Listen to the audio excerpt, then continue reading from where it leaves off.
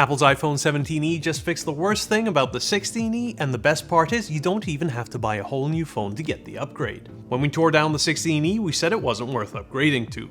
It was a pretty modest phone, and the missing MagSafe magnets were the real drawback. But here's the surprise, Apple appears to have made the 17e back panel compatible with the 16e. That means 16e owners will be able to add MagSafe just by swapping one part. That kind of cross-compatibility matters. It makes repairs easier, parts easier to source, and upgrades cheaper. And it raises a bigger question. If Apple did that here, what else inside this phone might be more repair-friendly than we expected? We get our first look at the internals courtesy of Lumafield's Neptune CT scanner. The new MagSafe assembly stands out and is really the only prominent change between the 16e and 17e. Beyond that, everything else looks very familiar. Let's open it up. This teardown begins the same as any iPhone teardown, by removing the two pentalobe screws either side of the USB-C charge port. We have day one manuals, hooray! So I already know this phone opens from the front and the back, which is great for repairs. It means you can swap a battery without having to go through a fragile screen.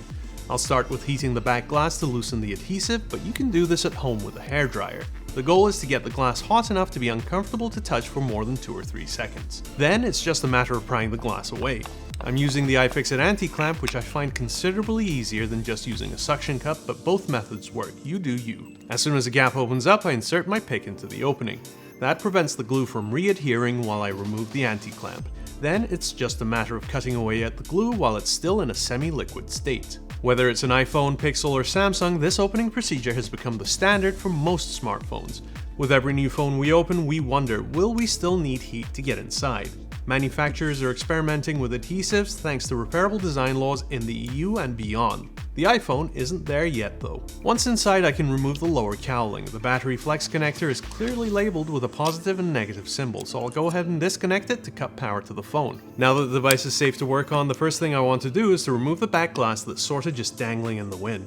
That means disconnecting the single press connector leading to the wireless charging and rear flash assembly. Ever since the iPhone 16, Apple deployed an electrically releasing adhesive on all iPhone batteries. It's done wonders for DIY repair, making battery replacements an absolute breeze once the device is opened up. I'm using my soldering station to provide power here, but you can do this with a 9-volt battery too. Hook up the positive terminal to the silver tab at the bottom of the battery and the negative terminal to a suitable grounding point on the phone. Then we just need to wait. My soldering station is pumping around 0.4 watts at 12 volts, which means after about a minute the battery should be free.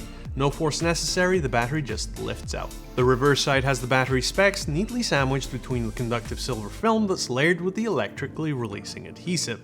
This battery is rated for 15.556 watt hours, and it's very similar to the battery in the iPhone 16e. Those day one manuals tell me that the next logical step to take here is to remove the camera assemblies.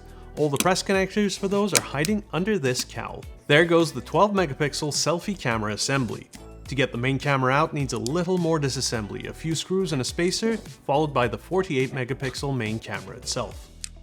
The earpiece speaker is my next target in this disassembly tree, and it's mostly straightforward save for one of those tiny Phillips screws in the top corner that I guarantee I'm gonna lose. On the lower right sits the Taptic engine held in place by 3 screws. It comes out without a fuss, followed by the bottom speaker sitting right next to it, also held in place with a few more screws. Removing the main microphone means removing a few tiny screws mounted at awkward angles. Those screws are securing some very delicate ribbon cables that are glued to the walls. I'm trying to get to the USB-C port, but to do that I need to remove the plastic spacer formerly known as the SIM card tray, and to do that I have to remove the logic board.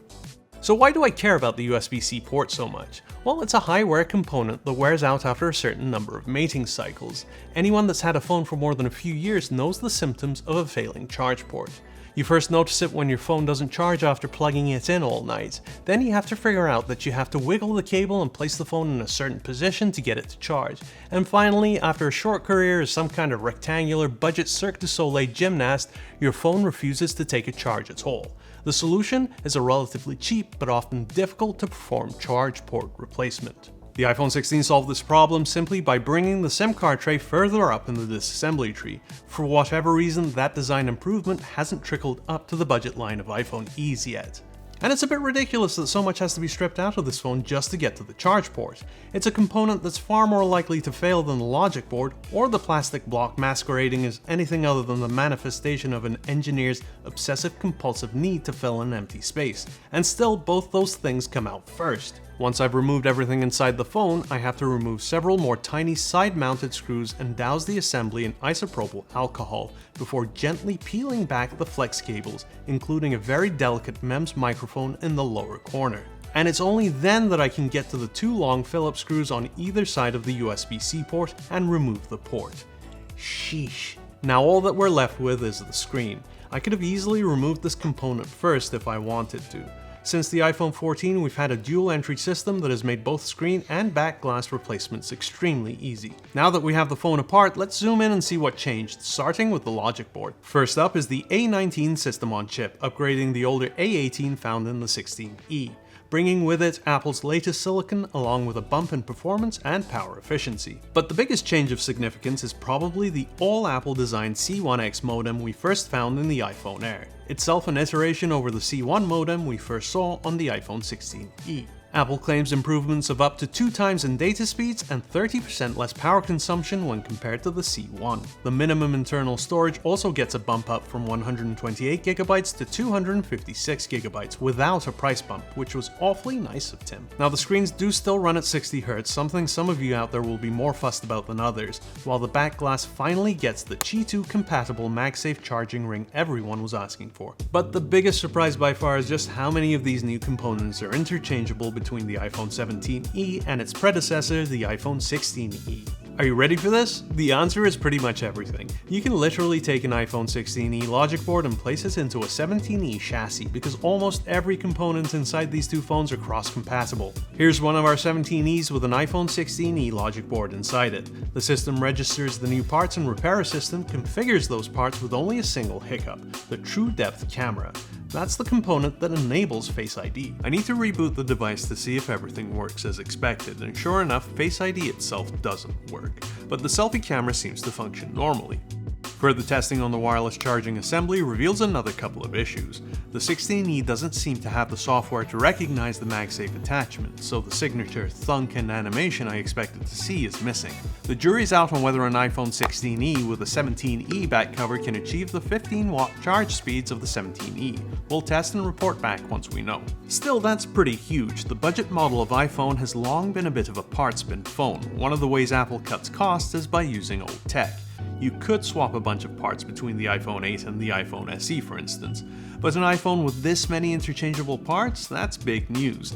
This is going to be very promising for 16e owners looking to add MagSafe functionality to their 16e. The iPhone 17e in many ways isn't a new phone at all, but much more of a greatest hits collection of the 16e, now featuring a faster brain, an upgraded modem, and the MagSafe magnets we wanted last year. It's a tale of two designs. On one hand, you have the dual entry design inherited from the base model iPhone 14 and the electrically releasing adhesive from the iPhone 16, which remains the gold standard for battery safety and ease of replacement. On the other, you have a USB-C port buried so deep under the logic board that it's going to scare off many from attempting a DIY repair.